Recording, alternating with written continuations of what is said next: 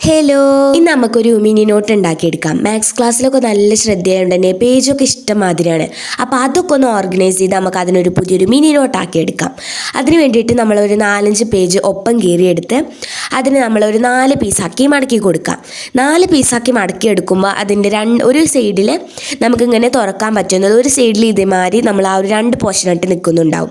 അതിനെ നടുക്ക് കൂടെ കട്ട് ചെയ്തെടുത്ത് നമുക്ക് ഇതുപോലെ നമുക്കൊരു ബുക്ക് മാതിരി കിട്ടും. അങ്ങനത്തെ 2 എണ്ണമാണ് ഇപ്പോൾ ഞാൻ ഉണ്ടാക്കിയെടുത്തിട്ടുള്ളത്. ഇനി ആ 2 നമുക്കൊന്ന് ഒട്ടിച്ചു കൊടുത്ത് കുറച്ചും കൂടി കട്ടി കൂട്ടി കൊടുക്കാം. അല്ലെങ്കിൽ നമുക്കിത് തുന്നുന്ന പരിപാടിയൊക്കെ ഉണ്ട്, പക്ഷെ അത് അറിയാത്തവർക്ക് ഇതുപോലെ ചെയ്താലും മതി.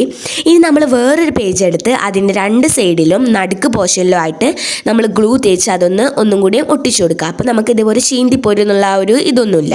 ഇനി നമ്മൾ 2 പ്ലേറ്റും പിന്നെ ഒരു ചെറിയൊരു ഇതും കൂടി എടുത്ത് ഒരു പേജിൽ അത് 2 സൈഡിലായിട്ട് നടുക്ക് ആ ഒരു സ്ട്രിങ് പോർഷനും ഒട്ടിച്ചു കൊടുത്തു കഴിഞ്ഞാൽ നമുക്കിതുപോലെ അടക്കാനും തുറക്കാനൊക്കെ കിട്ടും. ആ നടുക്കത്തെ പോർഷൻ 2ലും തട്ടാതെ നമ്മൾ ശ്രദ്ധിക്കുക. അപ്പോൾ നമുക്കിതുപോലെ അതിൻ്റെ ഒരു ചട്ട കിട്ടിക്കഴിഞ്ഞു. ഇനി നമ്മൾ ആ നടുക്ക ഒട്ടിച്ചതിൽ മാത്രമായിട്ട് നമ്മുടെ ഒരു ബുക്ക് ഒട്ടിച്ചു കൊടുക്കുക. ഇനി നമുക്കിത് പെയിൻറ്റ് ചെയ്യാൻ വേണ്ടിയിട്ട് നമുക്ക് ഇഷ്ടമുള്ള 2 കളർ കോംബോ എടുത്ത് അടിച്ചു കൊടുക്കുക. ഞാനിപ്പോൾ ലൈറ്റ് പീക്കോ ഗ്രീനും പിന്നെ ഒരു ബ്രൗണും ആണ് എടുത്തിട്ടുള്ളത്.